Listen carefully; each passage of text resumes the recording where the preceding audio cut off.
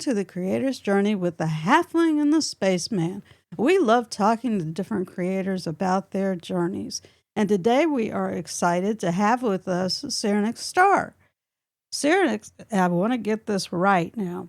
He is the head of station partnership content and development at OutWorld Fleet Radio. What a mouthful. And he's the on air talent mix show DJ.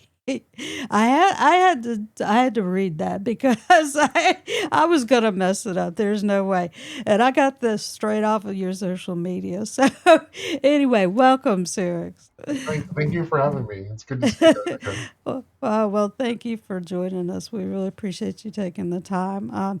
It's been a while coming because we've known each other for a while. So glad to finally do this. So let's go ahead and get started. Tell us just a little bit about yourself and tell us exactly what it is you do in those roles. And I'm guessing all that means that you like music. Music is a huge part of my life. So as far as the air on air talent and mix shows, so I've been creating mix shows, DJ mix shows since 2009. But even before that, like the late 90s, early 2000s, I was doing club gigs as an Hmm. actual DJ. And I don't know, somewhere around 2006 or so, 6 or 7, I did a gig, and I was at this place for a while, and I wasn't happy there. And a particular night came across, and I'm like, this is it, I'm done. And and then late 2008, I had a friend connect me with somebody, and this is all when I lived in Ohio. So I was living in Columbus at the time. An old friend of mine from my Cleveland days uh, connected me with a person that he just met that was starting up an internet radio station. Hmm. So I joined them. They were called Knights Rum Radio, and based in Cleveland, Ohio. And I became part of like their PR team in late 2008. And then in 2009, I had the opportunity to create my very first mix show for them to air. And I'm like, perfect. Now I don't have to do clubs anymore. I can I can kind of do what I do, and instead of having to worry about people filling up a dance floor or not. And I know this may sound a little conceited, but I've been doing this long enough that I'm like, you either tune in or you don't now. Like I don't have to worry about catering to them. It's them catering to me now. And and yeah, so I've been doing these mix shows since 2009. And I've got hundreds and hundreds because um, and then as far as the head of station, even I forget what the full title is. uh, You want me to read it off for you? Head of station partnership content and development. So that was appointed to me by David Dixon. Is he's number one. He is the owner of Outworld Fleet Radio. And the neat connection, kind of tie in the NRR, the Nights From Radio story. So there was other shows that I co-hosted and also did while on that station. And there was a person on there that I met. You guys are convention people. Do you remember Marcon that was in Columbus, Ohio? Did you ever make it up there? We never made it that far north. No, but we are aware of it though. Okay. So Yeah. I used to be part of the Marcon scene, and then the Rocky Horror Cast that I was with in Columbus, we performed there every year and all that.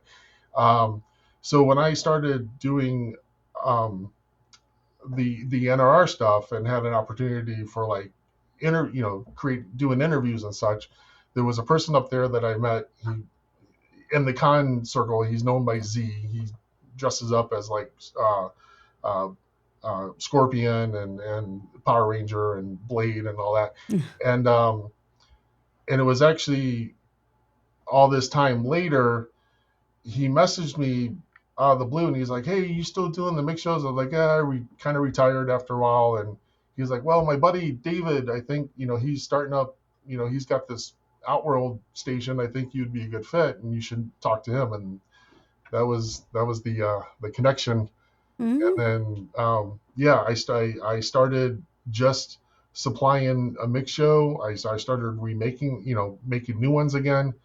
And then over the course of the years, I started, helping with programming the station, and then it led to finding people like yourselves and other show creators to pull in content that fits our demographic, and that's kind of what it is. Like, yeah, because both David and I are, David especially, he's a pretty busy guy, but both of us stay pretty busy in our own personal lives. But I have a little bit more freedom that I can curate the station week after week and get it ready for programming. So Okay. Very cool. it was a Very long answer cool. to a short question, but Syrinx, we know you love Rocky Horror, I do. and I love Rocky Horror, and the Halfling loves Rocky Horror. I mean, we're all ready to do the time warp again. And it's celebrating 50 years. That's exactly right. Uh, But what were some of your earliest fan loves other than Rocky Horror? Actually, Rocky didn't come into my life until like way late. It was actually probably like early 2000s that I actually got into Rocky Horror. But before that, I mean, I always say I'm very happy that the 80s was my first full decade that I grew up in.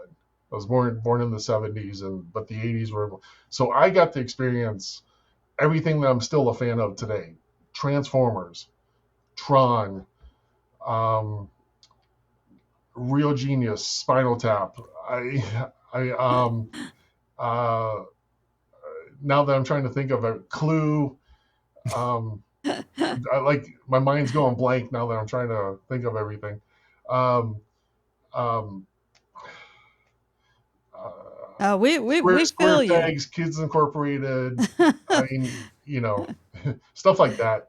Um, we feel you. You're speaking our language. yeah, the debut of MTV, even, Back um, when MTV showed videos. right. Yeah. um, but yeah, I think that's kind of what did it, was just, living it. I was born and grew up in Cleveland, and just, I always say, like, it was kind of at the right place at the right time, because of where I lived. We had access to cable television, which allowed me to, watch MTV, and and then even like, growing up with radio, to kind of tie it back to the radio thing. Like, two of my biggest radio heroes are both from Cleveland. You got Donna Halper from WMMS. She was the first person to play Rush in the United States. And then another person, MC Chill, that was on WZAK 93 FM. He did a show called The Rapper's Delight Show. And as far as all the styles of music I was into, the old days of hip hop was a big thing for me. And he curated, because it was songs I never would have heard otherwise. So, but yeah, anything 80s fandom wise, I was probably in it. And then as you grow up, you kind of filter it out. Like, yeah, I like this and not so much that. And, Yeah. Well, kind of piggybacking on that question, uh, when you were growing up, were you looked at because of the interest that you had when you were? Uh, we really were talking about, like, as you were growing up. So we're talking, like, were you into cartoons or comics or things like that? Um, and if you were you considered sort of the weird kid? Did people look at you strange, or and think he's kind of weird, or did they pretty much get you? And what about today? Are you I mean, I guess being part of the convention scene and getting into the things that you do. You surround yourself with people that support you. Darling, we are the weird kids. I know. We are the That's what weirdos, I'm mister. saying. That's right. We are the weird kids. What do you- Um, as a kid, I don't know. I really didn't have the perception if anybody got me or not. I just kind of did it. I was into what I was into. I knew pretty early on I was not a sports person. I knew, I wasn't your typical, I don't know. I don't know if even typical is even the right word, but yeah, I mean, I just remember like my whole memories of my childhood was just experiencing different types of music. I still remember the first record I bought on my own. I still remember, um, I remember when Michael Jackson's Thriller came out and how big of a deal that was. I remember the first, uh, you know, some of like the first types of videos that hit MTV and how those were events when they happened. And yeah, I don't know. I kind of was always a drummer who marched to his own beat, even as a kid, and Mhm. even when I was in marching band and played drums. So that's kind of where I would say that's probably where it all started to like come together at an earlier Yeah. age was the first year in school where I was able to join band, like a marching band, jazz band, concert band. Hmm. I did it. And actually, I think probably a defining moment where I wasn't like I sort of like baseball at that point. And I remember trying out for the team, and then I got told, I forget, probably by the band teacher, like, hey, their practice and our practice the same day. You got to make a decision. And I was like, see ya, and I went to band, and haven't looked back. Um, and yeah, and then I finished. I was in band throughout, till I graduated. Hmm. So, yeah, but I don't know if I ever was how. I don't even know if I was even looked at, to be honest. um, I just kind of did, I was into what I was into, and I did, Uh, and stuff that I remember from back then. I'm still fond about it, yeah. and yeah, Well, I think that's really the best way to be is just like you said, march to the beat of your own drum and not don't worry about anybody else's rhythm. yeah. So I that's great. You like what you like. I'm never gonna Hmm. come at you for liking sports, so don't come at me for liking, you know, superheroes or whatever. Well, it's so funny, you mentioned that talking about superheroes, talking about sports. Does your fandom drive your music? A little. So the very first incarnation of the Mix Show, this was on the Cleveland station. The name of that show was called the Sunday Night Special. That was the name of the Mix Show. The reason I titled it that was because the show right after that was a live in studio show, and so we were live on air. We had a chat room interface. We even had a webcam interface, which was Justin.tv, which was Twitch before it became Twitch. Mm-hmm. And so you can see us in the studio. You can talk to us via the chat. We had Skype, So this was 2009, Mm-hmm. and the name of that live show was the Sunday Night Special. So I was like, I'm sorry, the Sunday Night Show. So I became the Sunday Night Special, and I was the pregame to the live show, essentially. Okay. Um, after a year, I got picked up by another station based in New York called Soul Nation Radio, and I wanted to rebrand it. And by this time, I was very heavily, performing and all that. I was like, well, the time warp makes sense as a mix show name because I span decades, so there's time, and I remix every song, so there's warp, Hmm. and the obvious Yeah. Rocky Horror nod, and that Right. yeah. So yeah, I would say Right. Rocky Horror definitely, and it's the time warp still. Um, and so yeah, I would say Rocky was probably the biggest influence to everything. After all, it's just a jump to the left. uh, Uh, Yeah, oh, well, that's really cool. I think that it's really it's really impressive how you have gotten into so many different things that they're related, but they're different. yeah, So the things that you do, like with the shadow cast, is similar, or it's related to your work with Outworld Fleet Radio, and and so there's this kind of running. It's sort of where one sort of melds into the other, which I think is really cool. Um, and it all comes back to, again, the things that you enjoy.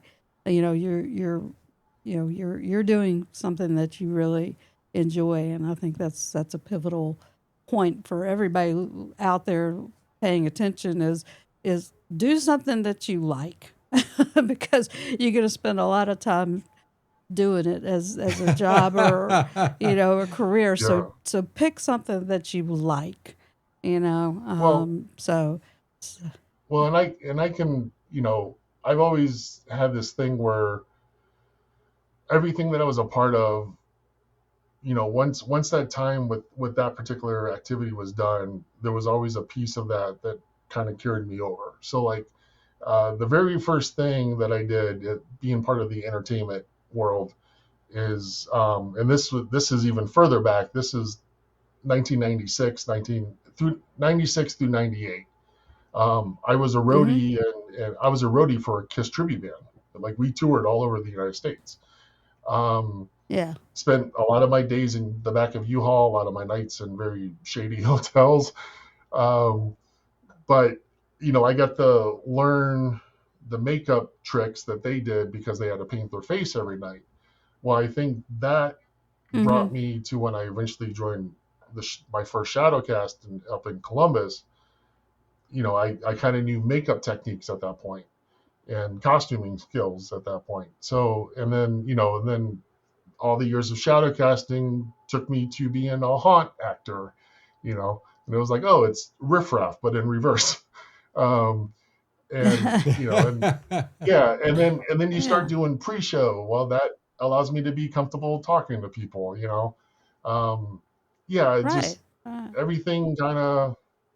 I mean, even being a DJ, I kind of use that when I program Outworld, because if you listen to like a whole day's worth, there's an ebb and flow, like a DJ would carry the party, it kind of carries the airwaves. So,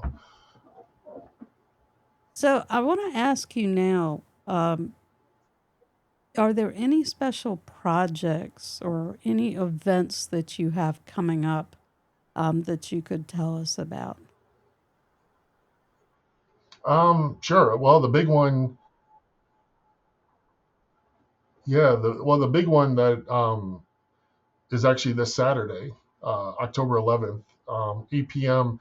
There's a friend of mine, or a couple of friends of mine, that I team up with every so often on Twitch. Atom Bomb is based in Massachusetts, and DJ D42 is based in Pennsylvania. And together, they do a Twitch DJ stream every Saturday. But every so often, I'll join them for what we call a retro rumpus, which is all 70s, 80s, and 90s. Um, and because it's October, we're doing a Halloween. So this is like my fifth Halloween mix show I've actually made. But just yeah, I've been spending the last couple of weeks just kind of getting it together and getting my video effects together. Getting ready for the Twitch stream. But yeah, this Saturday night I'll be DJing a Twitch raid with Adam, and we're doing a Halloween gig. That sounds like fun. Yeah, That sounds like fun. yeah. Uh, Very And good. then that'll air as my show on Outworld the weekend of Halloween. Oh, okay. Cool. Syrinx, every creator has a little bit different creative process. Could you walk us through your creative process? Um, yeah, I mean, basically, when I like, I guess talking about the mix shows, so just my knowledge of music, I'll think of a song and be like, oh, this would be a great opener, or vice versa, this will make a great closer, and then I'll make note of that, and then I'll start thinking of other songs that kind of I think would sound right, and I'll take notes, and then I'll finally get to my studio station and start demoing the songs just to make sure that they sound like what I thought, I kind of perceived that they were sounding like. And and then I'll figure out the other songs and kind of build the hour. Now probably more exciting come to this Halloween show that I'm making. Um, there's kind of a story arc in the song titles. Um, and then but there's other songs, like there's a song that I thought, I was like, oh, this is gonna be the finale, and then I got to that spot where that song would come in, and it Mm-hmm. didn't match the groove that I was working with, so I had to cut it and figure Mm-hmm. out what to use instead. um, I would say that for every show I make, there's probably a whole other show's worth of songs that just didn't make it because they don't fit the style and the sound that I'm going with for this particular show. So um, Mm-hmm. I would say, yeah. I mean, that's pretty much my routine every time I create one of these. And then I have a notepad that sits on my other monitor, and I keep a list of all the songs that didn't make it. So eventually, I'll get them in at some point. Very cool. So you pick a particular theme when you're starting your mix, or how do you come Um, up with what you want to, you know, how you want to do it? Is not is there a certain theme yeah, that you have in mind when you start? not really. I mean, obviously, like this is Halloween, so this is all Halloween type Yeah, songs.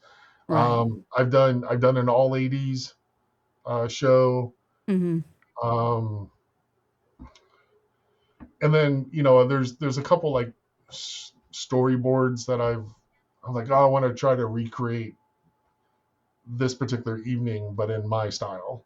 I've done an all goth mix show. I got invited to DJ a virtual goth night, and I'm like, well, I'm not really a goth DJ. Like I love goth music and I play it, but I'm not a goth DJ. So I'm going to take that music and do what it is that I do with it. And I did a whole goth mix show.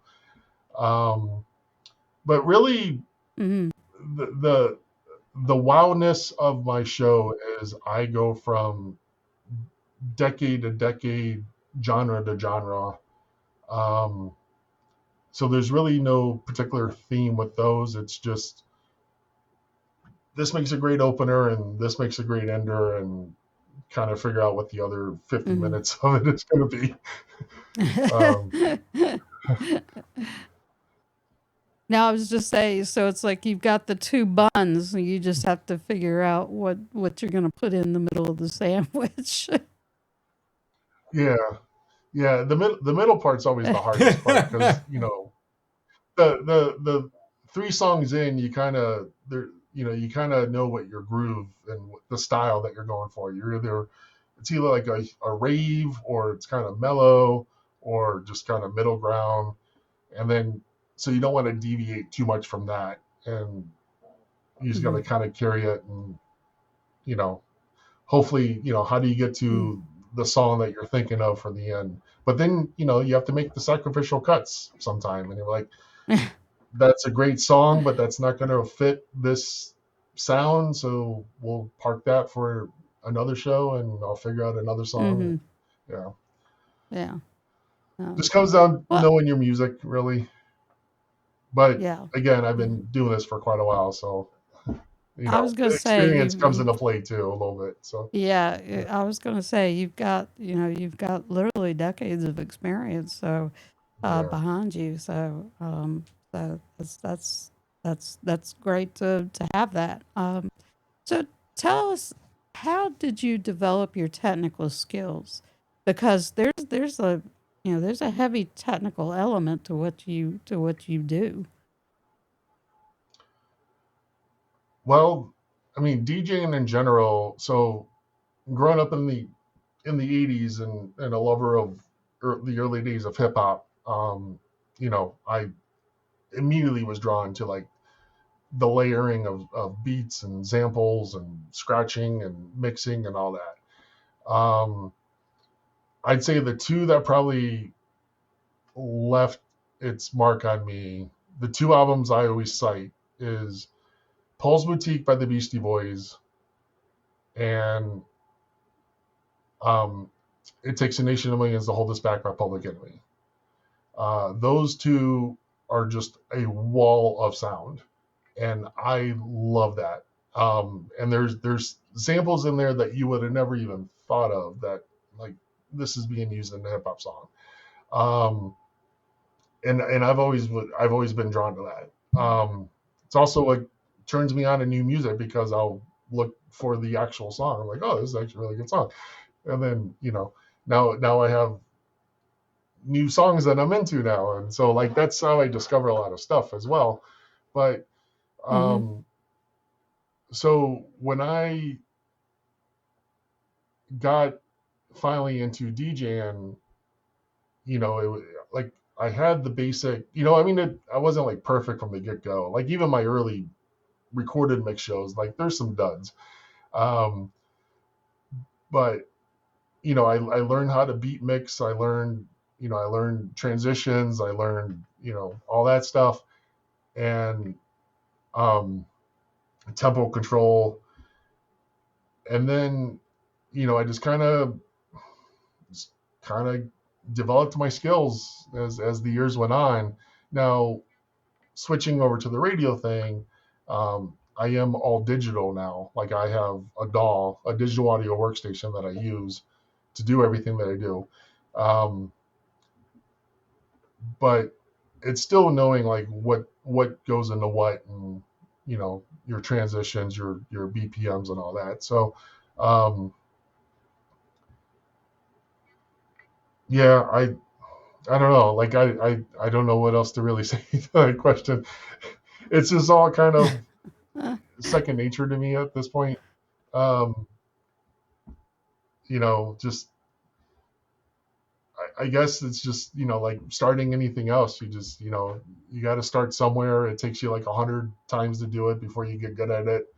Um, and then once you get into once you find your personal groove for it, um, it's just knowing your craft, knowing your tools, knowing how to work it. I mean, even the software that I use doesn't exist anymore. Like they don't make it anymore. It's an old Newmark program, and so I am running it on a Windows 10 machine under Windows 7 compatibility mode, and I know how to work with the bugs. So because I've been using it for so long. So like so yeah, it's so it's like once this thing gets to a point where it doesn't run anymore, then I guess that's the day I retire. So Syrinx, for those people that aren't listening to us on OutWorld Fleet Radio, and for all of you that are, thank you so much for tuning in. But for all the people who aren't listening on OutWorld Fleet Radio, how can our listeners, where can our listeners find OutWorld Fleet Radio? so it's located at outworldfleetradio.online. And once you're there, you'll be presented on the front page with about 6 or 7 different ways to tune in. One of them is right there on the website. You just hit play and the stream will start coming through. The website is Mm-hmm. I've even coded the website to where as long as you stay within the domain, you can bounce through the whole website and the music will constantly play. Like there's no quiet parts. Um, the show schedule's on there, so you'll see your Halfling and the Spaceman's show times listed on Tuesdays and Thursdays. My show, The Time Warp, airs Friday through Sunday at 9 p.m. and 1 a.m. Eastern, and we're all under Eastern time because the station itself in David is located in Dayton, Ohio. But there's a show page for every show that we play. There's a schedule on the front page that shows you what shows are coming up, all the different programming blocks that we have, the holidays that we celebrate. Right now we're celebrating 31 days of Halloween, um, and then we a few other like Star Wars Day and Star Trek Day and stuff like that too. But yeah, Outworld Fleet Radio .online. And we also have a Facebook page. I don't think there's an actual name in the URL. It's the numbers. But if you look up Outworld Fleet Radio, you'll find it. And where can people find out more about Syrinx, the artist?